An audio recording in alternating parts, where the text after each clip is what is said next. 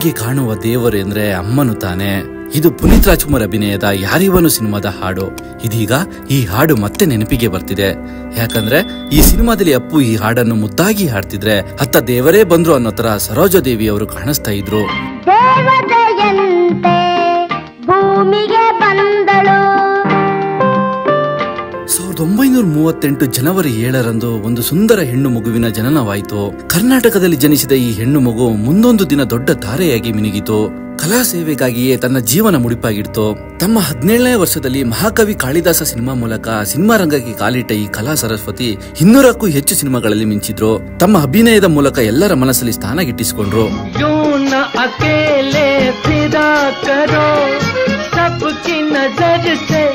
ಅಭಿನಯ ಕೌಶಲ್ಯದ ಮೂಲಕ ಅವರು ದಕ್ಷಿಣ ಭಾರತದ ಮೂಲೆ ಮೂಲೆಗಳಲ್ಲಿ ಜನಪ್ರಿಯತೆ ಗಳಿಸಿದ್ರು. ಕೇವಲ ಕನ್ನಡಕ್ಕೆ ಸೀಮಿತವಿಲ್ಲದೆ ತಮಿಳು, ತೆಲುಗು ಹಾಗೂ ಹಿಂದಿ ಚಿತ್ರಗಳಲ್ಲಿ ನಟಿಸುತ್ತಾ ಅವರು ಪ್ಯಾನ್ ಇಂಡಿಯಾ ಸ್ಟಾರ್ ಆಗಿ ಬೆಳೆದ್ರು.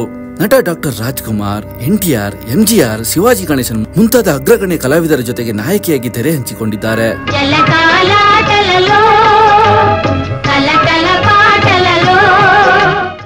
ಅವರು ಅಭಿನಯದ ಕ್ಷೇತ್ರದಲ್ಲಿ ತೋರಿಸಿದ ಸಾಧನೆಗೆ ಸರ್ಕಾರದಿಂದ ಅನೇಕ ಪ್ರಶಸ್ತಿಗಳು ಲಭಿಸಿದವು. ಕೇಂದ್ರ ಸರ್ಕಾರದಿಂದ ಪದ್ಮಶ್ರೀ, ಪದ್ಮಭೂಷಣ ಕೊಟ್ಟು ಗೌರವಿಸಿತು. ಇನ್ನು ಕರ್ನಾಟಕದಲ್ಲಿ ಕನ್ನಡ ರಾಜ್ಯೋತ್ಸವ ಪ್ರಶಸ್ತಿ ಸೇರಿದಂತೆ ಹಲವು ಗೌರವಗಳು ಅವರಿಗೆ ಲಭಿಸಿದವು. ಚಿತ್ರರಂಗದಲ್ಲಿ ತಮ್ಮ ನಿರಂತರ ಕೊಡುಗೆಗಾಗಿ ಜೀವನ ಸಾಧನೆ ಪ್ರಶಸ್ತಿಗಳು ದೊರೆತಿವೆ.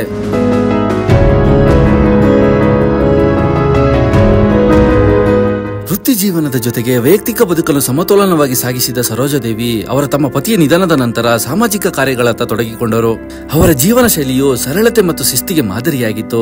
ಅವರ ಭಾವನಾತ್ಮಕ ಅಭಿನಯ, ನಾಟಕೀಯ ಸಂವೇದನೆ ಹಾಗೂ ಪಾತ್ರಕ್ಕೆ ಜೀವ ತುಂಬುವ ನೈಸರ್ಗಿಕತೆ ಸಿನಿಮಾ ಪ್ರೇಕ್ಷಕನ ಹುಚ್ಚೆದ್ದು ಕುಣಿಯುವಂತೆ ಮಾಡಿತ್ತು.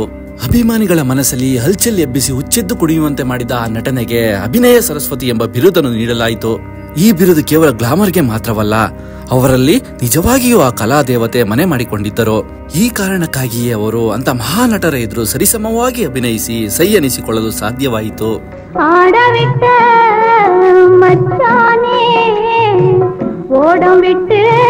ಡಾಕ್ಟರ್ ರಾಜ್ಕುಮಾರ್ ಕುಟುಂಬಕ್ಕೆ ಹತ್ತಿರವಾಗಿರುವ ಇವರು ರಾಜ್ ಎಂದರೆ ಅಪಾರವಾದ ಪ್ರೀತಿ ಅಭಿಮಾನ ಇಟ್ಟುಕೊಂಡಿದ್ದರು. ಆ ಕುಟುಂಬದವರು ಕೂಡ ಇವರ ಮೇಲೆ ಅಷ್ಟೇ ಪ್ರೀತಿ ಗೌರವ ಹೊಂದಿದ್ದರು. ಒಂದು ಕಾಲದಲ್ಲಿ ಅಣ್ಣವರು ಮತ್ತು ಸರೋಜಾದೇವಿ ಅವರ ಜೋಡಿ ಅಪಾರವಾದ ಅಭಿಮಾನಿಗಳನ್ನು ಗಳಿಸಿತ್ತು. ಇವರನ್ನು ನೋಡುವುದೇ ಕಣ್ಣಿಗೆ ಹಬ್ಬವಿದ್ದಂತೆ, ಅಷ್ಟು ಮುದ್ದಾಗಿತ್ತು ಈ ಜೋಡಿ.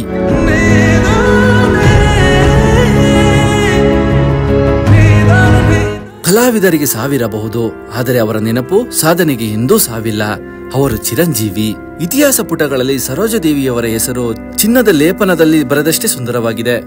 ದಶಕಗಳ ಕಾಲ ಸಿನಿಮಾ ರಂಗದಲ್ಲಿ ನಮ್ಮೆಲ್ಲರನ್ನು ರಂಜಿಸಿ ಪ್ರೀತಿ ಪಡೆದ ಈ ಕಲಾಮಾತೆ ಈಗ ಸ್ವರ್ಗಕ್ಕೆ ದಾರಿ ಹಿಡಿದಿದ್ದಾರೆ.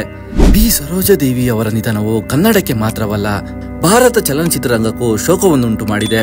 ಅವರು ಬಣ್ಣ ಹಚ್ಚಿದ ಪಾತ್ರಗಳು ಮತ್ತು ಅವರ ಅಭಿನಯ ಶೈಲಿ ಇನ್ನೂ ಅನೇಕ ಸಿನಿ ಪ್ರೇಮಿಗಳ ಮನಸ್ಸಿನಲ್ಲಿ ಜೀವಂತವಾಗಿದೆ. ಕಲೆಯ ಕ್ಷೇತ್ರದಲ್ಲಿ ಅವರು ತೋರಿದ ಹಾದಿ ಮುಂದಿನ ತಲೆಮಾರಿಗೆ ದಾರಿದೀಪವಾಗಲಿ ಎಂದು ಹೇಳುತ್ತಾ ಅವರ ಆತ್ಮಕ್ಕೆ ಶಾಂತಿ ಸಿಗಲಿ ಎಂದು ಬಯಸೋಣ. ಹೋಗಿ ಬನ್ನಿ ಅಮ್ಮ, ವಿ ಮಿಸ್ ಯು. ಇದಿಷ್ಟು ನಮ್ಮನ್ನೆಲ್ಲ ಅಗಲಿದ ಸರೋಜಾದೇವಿ ಅವರ ಬಗ್ಗೆ ಸ್ಪಷ್ಟ ಮಾಹಿತಿ.